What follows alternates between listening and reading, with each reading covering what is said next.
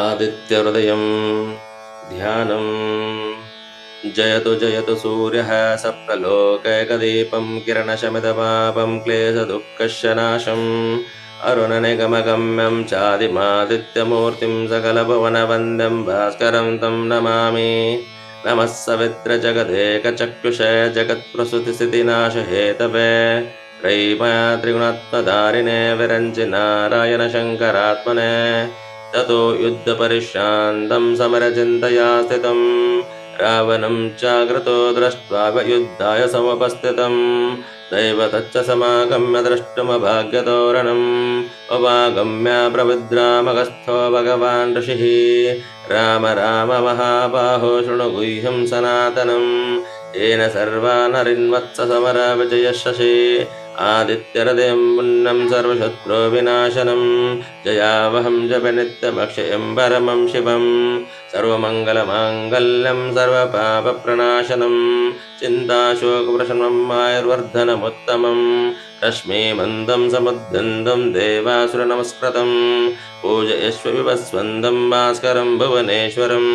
सर्वदेवात्मको हेष तेजस्वी रश्मिभावनः एष देवसुरगणान् लोकान् पाति गवस्तिभिः एष ब्रह्मा च विष्णुश्च शिवस्कन्दप्रजापतिः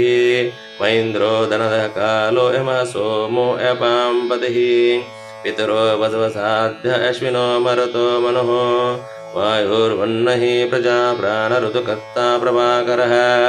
आदित्यः सविता सूर्यगः पूषा कपस्तिमा सुवर्णसदृश्यभानुर्विश्वरेता दिवाकरः हरिदश्वः सहस्राचिः सप्त सप्तैर्परचिमान् तिमिरोन्मदनशम्भस्त्वष्टा मार्तण्ड अंशुमान् हिरण्यगर्भः शशिरस्तपनो भास्करो रविः अग्निगर्भो अदितेः पुत्रः शङ्खशशिरनाशनः व्योमनाथस्तमोभिरुग्च सामपारगः घनवृष्टिरपामित्रविन्द्यवेति प्लवङ्गमः आतपे मण्डले मृत्युः पिङ्गलः सर्वतापनः कविर्विश्वो महातेजः रक्तः सर्वोपवोद्भवः नक्षत्रकरतारानामधिपविश्वभावनः तेजसामपि तेजस्विदादशत्वनमस्तुते नमः पूर्वाय गिरे पश्चिमायाद्रे नमः ज्योतिर्गणानापते दीनाधिपते नमः जयाय जय भद्राय हरश्वाय नमो नमः नमो नमः सहस्रांशु आदित्याय नमो नमः नम उग्राय वीराय सारंगाय नमो नमः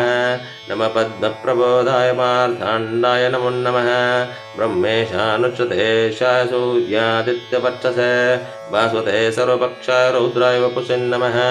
तमुग्नाय हिमग्नाय शत्रुघ्नायामितात्मने कृतघ्नघ्नाय देवाय ज्योतिषां पतये नमः सप्तचामीकराभाय वह्नहे विश्वकर्मणे नमस्तमो निविनिघ्नाय रुचये लोकसाक्षिणे नाशयत्येष वैभूतं तदेव श्रुति प्रभुः पायत्येष दप्पत्येष वर्षत्येष गवस्तिभिः एष शुक्तेषु जागर्तिभूतेषु परिनिष्ठितः एष एवाग्निहोत्रं च फलं चैवाग्निहोत्रिणां वेदाशक्रत्रश्चैव क्रत्रोणां फलमेव च यानि कृत्यानि लोकेषु सर्व एष रविः प्रभुः फलश्रुतिः येनमाप्सस्तु कृच्छेषु कान्तारेषु शुभेषु च कीर्तियन् पुरुषः कच्चिन्नावसेदते राघव पूजयश्वैनमेकाग्रदेवदेवं जगत्पतितं एतत्त्रिगुणतं ज्योत्वा युद्धेषु विजयशशे अस्मिन् शने महाबाहो रावणं तं वदश्शसे एवमुक्त्वा तदागस्थो जगामा च यथागतम् एतच्छ्रुत्वा महातेजनष्टशोको भवत्तदा धारयामास सुप्रीतो राघवः प्रेतात्मवान् आदित्यं प्रेक्ष्य जप्त्वा तु परमहर्षमवाप्तवान् श्रीराजं सुदीर्घोत्वा धनुरादाय वीर्यवान् रावणं प्रेक्ष्यष्टामयुद्धा समुपागमत् सर्वयत्नेन मातावदे तस्य द्रतो भवत् अत रविरवदनिरीक्षरामं मुदितमनाः परमं प्रर्षमाणः निशीचरपदसंशयं विदित्वा सुरगणमध्यगतो वसस्त्वरेदे इति आदित्यहृदयम्